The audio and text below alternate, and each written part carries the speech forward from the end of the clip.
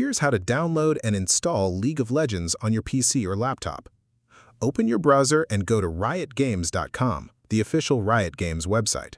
Scroll down to the Games section, find League of Legends and click Play for free. You will need a Riot account to proceed. If you do not have one, click Create one and register.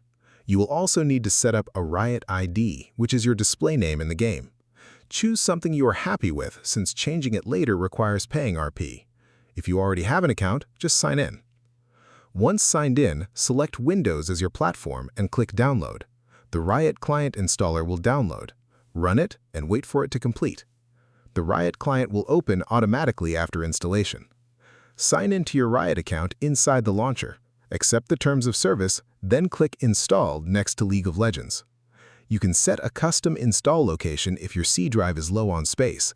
League of Legends is a large download, so make sure you have at least 22 gigabytes free before starting. Wait for the install to finish and you can start playing immediately.